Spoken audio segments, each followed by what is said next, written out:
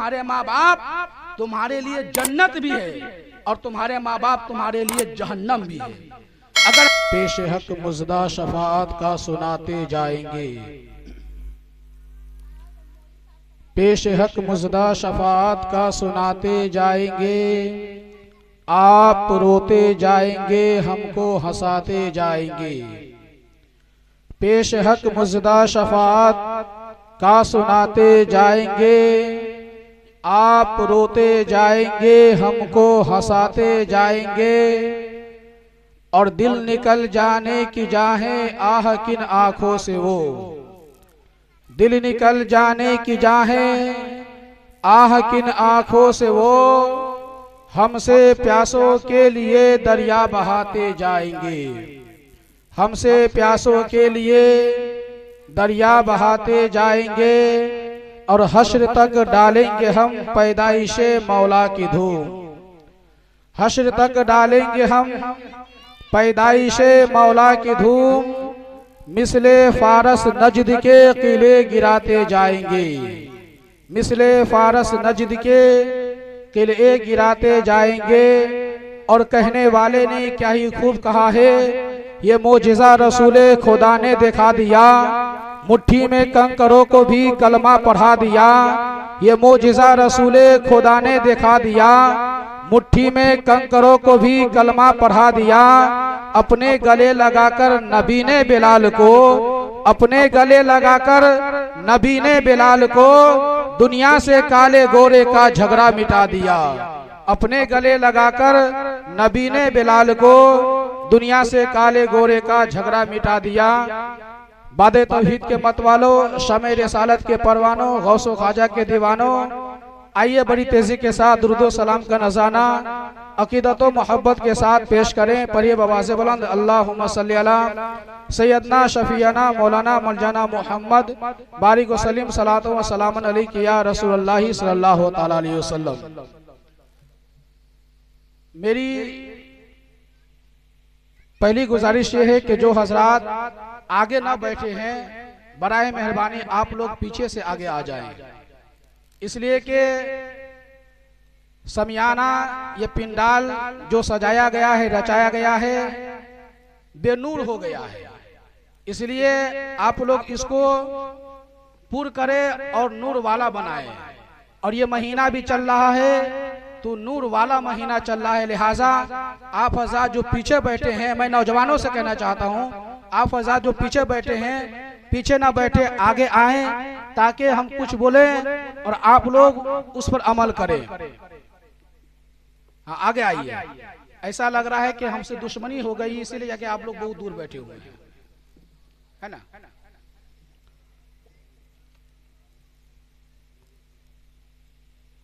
चलिए बोलिए सुभान अल्लाह, अल्हम्दुलिल्लाह, अल्लाहु अकबर।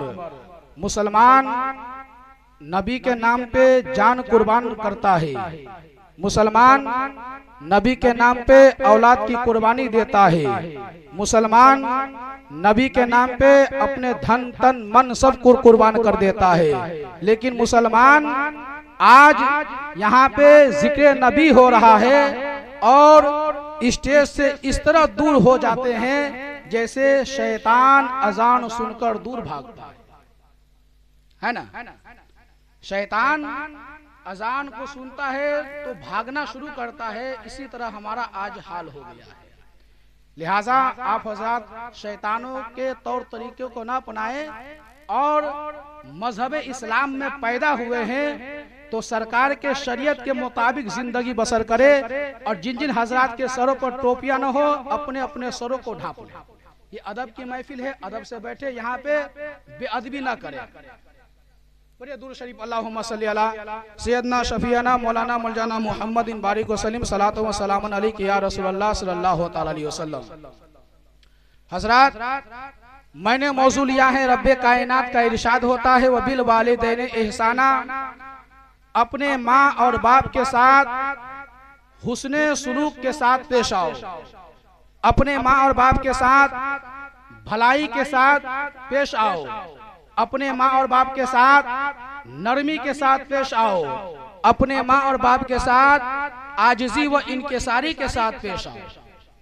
आज ये जो महफिल रचाई गई है, सजाई गई है, शादी के मुताल्लिक महफिल को रचाया गया है, सजाया गया है, लेकिन कहने का मतलब यह है कि मुआशरे का आप जायजा लिया, समाज और सोसाइटी का जायजा ले, तो हर इंसान अपने माँ बाप से कोसों दूर भागता हुआ नजर आता है। शादी होने से पहले बेटा अपनी माँ को दिन में 50 मरतबा अम्मी जान कह के बुलाता है। शादी होने से पहले वो लगते जिगर अपनी माँ से बेइंतहा प्यार करता है।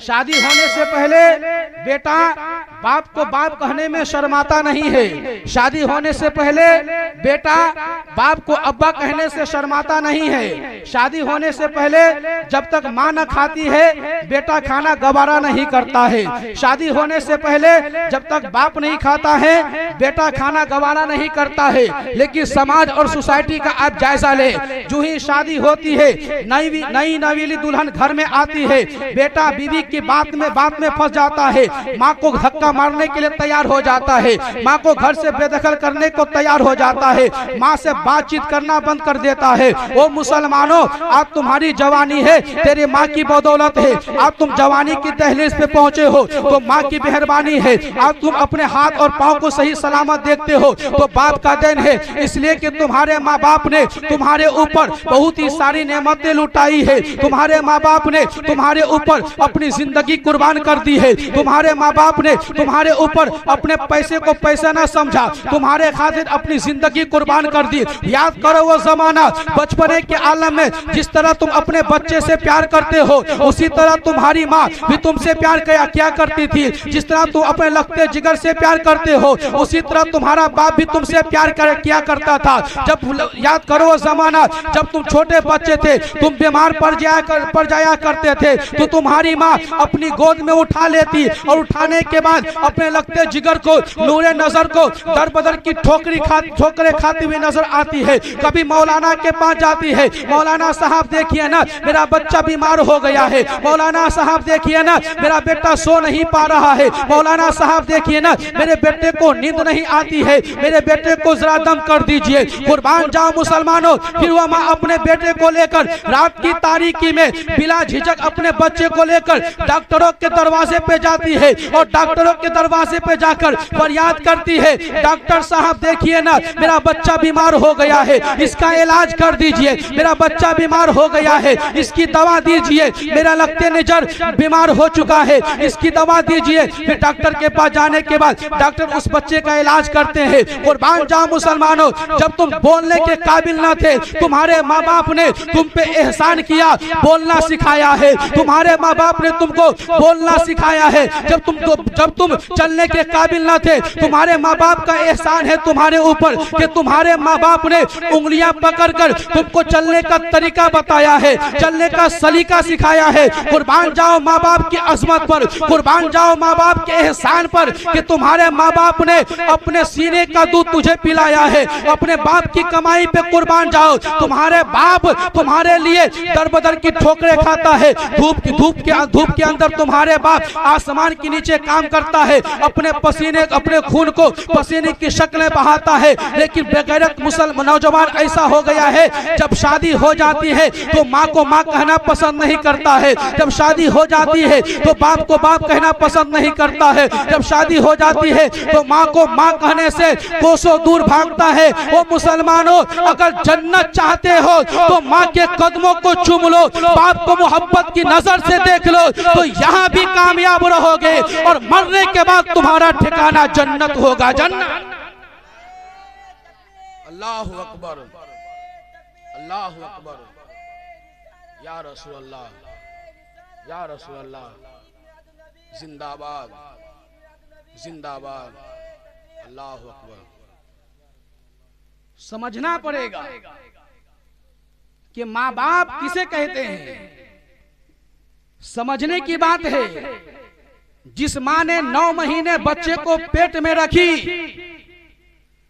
उस वक्त बच्चा उसको भारी ना लगा, उस वक्त उसका बेटा उसको बोझ ना हुआ। जब माँ के बाल काले से सफेद हो गए, जब बेटा जवान हो गया, जिस्म में ताकत आ गई, तो अब माँ, वो बूढ़ी माँ अपने बच्चों के ऊपर बोझ बन जाया करती है, अपने बच्चों के लिए बोझ हो गई। अरे ये तुम्हारी गलत फहमियां है कि तुम अपनी माँ को बोझ समझते हो तो अपने बाप को बोझ समझते हो। अगर बोझ समझते ये लोग तो आज तेरी जवानी यहाँ ना होती, आज तू यहाँ खड़ा ना होता। इसलिए कि माँ बाप का एहसान है तुम्हारे ऊपर कि माँ बाप ने तमाम तकलीफों को अपने सरों पर उठाकर तुमको पाला पोसा है और जवानी की दहलीज पे पहुंचाया है। इसीलिए मुसलमानों, अपने माँ और बाप को कभी उफ तक न कहो, इसलिए कि तुम्हारे माँ बाप तुम्हारे लिए जन्नत भी है और तुम्हारे माँ बाप तुम्हारे लिए जहन्नम भी है। अगर माँ बाप तुमसे राजी है तो तुम्हारा ठिकाना जन्नत है, अगर तुम्हारे माँ बाप तुमसे नाराज है तो तुम्हारा ठिकाना जहन्नम है। चाहे तुम लाख नमाज पढ़ लो, लाख नेक अमाल कर लो, सदका व खैरात कर लो, अगर माँ राजी नहीं है तो तमाम अमाल तुम्हारे मुंह पे मार दिए जाएंगे। इसलिए सबसे पहले माँ को राजी करो, इसलिए कि माँ जन्नत है और बाप उसका क्या है? दरवाजा है। बाप उसका क्या है? दरवाजा है। बाप दरवाजा है। अगर बाप नाराज है तो दरवाजा नहीं खुलेगा, अगर माँ नाराज हो गई तो जन्नत में नहीं जा सकती हो। इसीलिए जरूरी है माँ और बाप दोनों को राजी करो। ऐसा भी देखा जाता है कि जिसके घर में दो भाई होते, कोई कहता है बुढ़िया को तुम रख लो, बुढ़वा को हम रखेंगे। हाँ, ऐसा भी होता है, बुढ़िया को तुम रख लो और बुढ़वा को हम रख लेंगे। और बड़े भाई से कहता है सुनिए, ये जो 1 तारीख है, अगले 1 तारीख को बुढ़िया हमारे घर आएगी, बुढ़वा तुम्हारे घर जाएगा। हाँ, ऐसा भी होता है। लेकिन आपसे पूछा जाए, आप जवान हैं, आपकी शादी हो गई है, कोई इंसान, कोई आपके बिरादरी का आदमी आकर ये कहे भाई ऐसा करो, 1 महीना के लिए तुम्हारी बीवी को तुमसे अलग कर दिया जाता है और उस मकान में तुम रहना, इस मकान में तुम्हारी बीवी रहेगी, तुम अपने भाई के गिरबान को पकड़ लोगे और कहोगे तुम्हें शर्म नहीं आती है, तुम मुझे अपनी बीवी से जुदा करते हो। जब तुम्हें अपनी बीवी से जुदाई बर्दाश्त नहीं है तो बगैर मुसलमानों, आज के नौजवानों, फिर अपने माँ बाप को एक दूसरे से अलग करने के लिए क्यों तुम राजी हो गए? अपने माँ बाप को बुढ़ापे के आलम में बुढ़िया बुढ़वा को एक दूसरे से अलग करने के लिए राजी तुम क्यों हो गए? अगर इसी बात पे अमल करना है तो पहले अपनी बीवी से अलग हो जाओ, उसके बाद माँ बाप को अलग करना। पहले अपनी बीवी से अलग हो जाओ, उसके बाद अपने माँ बाप को अलग करना। और देखा यह भी जाता है, शादी होने के बाद इंसान जब अपने घर में कुछ लाता है तो माँ को खबर भी नहीं है, माँ को खबर नहीं है कि मेरा लगते जिगर क्या लेकर आया है, मेरा नूरे नजर क्या लेकर आया है। आया, मार्केट गया, मार्केट से आया और चुपके से जाकर अपनी जाने मन के गोद में रख दिया। सच बात मैं कहने जा रहा हूं, अपनी बेगम साहिबा के गोद में रख दिया। इसलिए रख देता है कि मेरी जाने मन दिलरुबा मुझसे राजी हो जाए, खुश हो जाए। अरे बीवी को राजी करने से क्या फायदा है जब तुमसे तुम्हारे माँ बाप नाराज हो जाए? अगर राजी ही करना है तो माँ को राजी करो, माँ को राजी कर लोगे तो यहाँ भी कामयाब रहोगे और मरने के बाद तुम्हारा ठिकाना जन्नत होगा, जन्नत। अगर बीवी को राजी करोगे और माँ नाराज हो जाएगी तो तुम यहाँ भी बर्बाद रहोगे और आखिरत भी तुम्हारा बर्बाद रहेगा। इसलिए राजी करना है तो पहले माँ को राजी करो, बाद में बीवी को राजी करना। सिर्फ बीवी को राजी करने से काम नहीं चलेगा, माँ नहीं मिल सकती है, बीवी 1000 मिल जाएगी। माँ नहीं मिल सकती है, दुनिया की मार्केट में कोई ऐसी मार्केट नहीं है जहाँ पे माँ मिलती हो। दिखा दें, है नहीं है, लेकिन दुनिया की मार्केट में कोई ऐसी मार्केट नहीं है जहां पे बीवी ना हो। हर जगह बीवी मौजूद है। आप जिससे चाहे शादी कर सकते हैं, इसको तलाक दे दे, उसको तलाक दे दे, शादी कर सकते, लेकिन माँ नहीं मिलेगी। इसीलिए अपने दामन और गिरबान को झांक कर देखिए और वादा कीजिए कि हजरत हम आज के बाद अपनी माँ को गालियां न देंगे, है ना? गाली दीजिएगा, आज के बाद अपनी माँ बाप को गाली नहीं देंगे। इसलिए कि दुनिया का सबसे बड़ा बदबख्त वो इंसान होता है जिसके माँ बाप जिंदा हैं और अपने माँ बाप को गाली देता है, अपने माँ बाप को गाली देता है। आइए तसव्वुर की दुनिया में आपको ले जाना चाहता हूँ। आपके माँ बूढ़े हो गए हैं, आप अपने हाथों से अपनी माँ को खाना खिलाने के लिए तैयार नहीं होते हैं। लेकिन याद करो मूसा अलैहिस्सलाम का जमाना, हजरत मूसा अल्लाह के कलीम है, अल्लाह ताला की बारगाह में फरियाद करते हैं, मौला जो इंसान मेरे साथ जन्नत में जाएगा मैं उससे मुलाकात करना चाहता हूँ, जिसका हश्र मेरे साथ होगा मैं उसको देखना चाहता हूँ। रब फरमाता है ए मेरे कलीम फला बस्ती में चला जा, वहाँ एक इंसान गोश्त काटता हुआ नजर आएगा, उसके दुकान के पास चला जाना, उससे मुलाकात कर लेना, वही इंसान तुम्हारे साथ जन्नत में रहेगा। कुर्बान जाओ मुसलमानों, हजरत मूसा कलीमुल्लाह अपनी बस्ती से निकलते हैं और बस्ती से निकलने के बाद उसी बस्ती में पहुंचते हैं जहां पे रब का हुक्म हुआ था। जब उस बस्ती में जाते हैं तो क्या देखते हैं, एक कस्साब है जो गोश्त काटता है और बेचता है, गोश्त काटता है और बेचता है। हजरत मूसा अलैहिस्सलाम उसके दुकान पे बैठ जाते हैं, जोहर उसके दुकान पे बैठ जाते हैं, सुबह से शाम हो जाती है, लेकिन वो इंसान कोई नेक अमाल नहीं करता है, नहीं नमाज पढ़ता है, कोई अच्छा काम नहीं करता है। हजरत मूसा कलीमुल्लाह सोचते हैं मौला तूने जिसको जो इंसान मेरे साथ जन्नत में जाएगा कोई नेक काम नहीं कर रहा है, इसके अमाल अच्छे नहीं है, फिर ये मेरे साथ जन्नत में कैसे जाएगा? रब का हुक्म होता है, गैब से आवाज आती है मूसा घबराओ नहीं, वहीं बैठे रहो। हजरत मूसा अलैहिस्सलाम वहीं बैठे रहते हैं। जब वो इंसान अपनी गोश्त बेच लेता है और बेचने के बाद मूसा कलीमुल्लाह को कहते हैं अल्लाह के नबी, आने वाले मुसाफिर यहाँ बैठे हैं, रात हो गई है, घर जाना नहीं है। हजरत मूसा कलीमुल्लाह कहते हैं आज मैं तुम्हारे घर में पनाह लेना चाहता हूँ, आज मैं तुम्हारे यहाँ ठहरना चाहता हूँ। कुर्बान जाओ मुसलमानों, हजरत मूसा कलीमुल्लाह वो इंसान साथ में चलते हैं। जब घर जाते हैं तो मूसा अलैहिस्सलाम से वो इंसान कहता है, वो कस्साब कहता है इंसान आने वाला इंसान आप खाना अभी खाएंगे या बाद में खाएंगे? मूसा कलीमुल्लाह फरमाते हैं मैं बाद में खा लूंगा। हजरत मूसा कलीमुल्लाह सोचते हैं हो सकता है रात की तारीकी में ये इंसान अल्लाह की इबादत करता होगा, हो सकता है रात की तारीकी में ये इंसान अल्लाह ताला की इबादत करता होगा, हो सकता है रात की तारीकी में ये इंसान नेक काम करता होगा। कुर्बान जाओ मुसलमानों,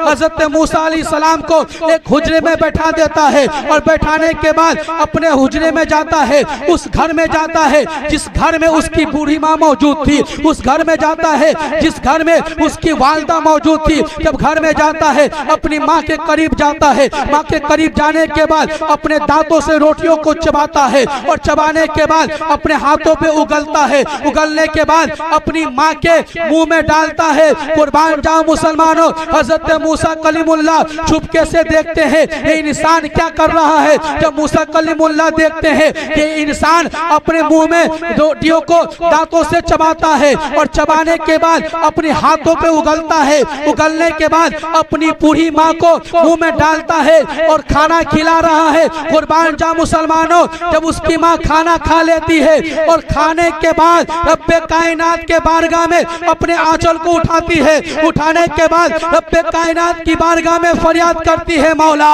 मेरे लगते जिगर को, मेरे नूर नजर को मौला मूसा कलीमुल्लाह के साथ जन्नत में जगह देना, मूसा कलीमुल्लाह के साथ जन्नत में बसा दे देना, मूसा कलीमुल्लाह के साथ इनका हश्र करना। कुर्बान जाओ मुसलमानों, जो ही माँ दुआ करती है रब्बे कायनात की बारगाह में माँ की दुआ कबूल हो जाती है, जो ही दुआ कबूल होती है। हजरत मूसा कलीमुल्लाह रब्बे कायनात की बारगाह में इल्तिजा करते हैं, मौला ये क्या माजरा है कि अपनी बूढ़ी माँ को अपने दांतों से रोटी चबा चबा कर उगलने के बाद अपने हाथों पे उगलता है, उगलने के बाद अपनी माँ के मुंह में डालता है, जिसकी वजह से इसकी माँ खाना खाकर पेट भर लेती है। तब जाके रब का हुक्म होता है, ऐ मूसा इसी अदा से इसकी माँ ने दुआ की थी, मौला मेरे बेटे को कलीमुल्लाह के साथ हश्र अदा करना।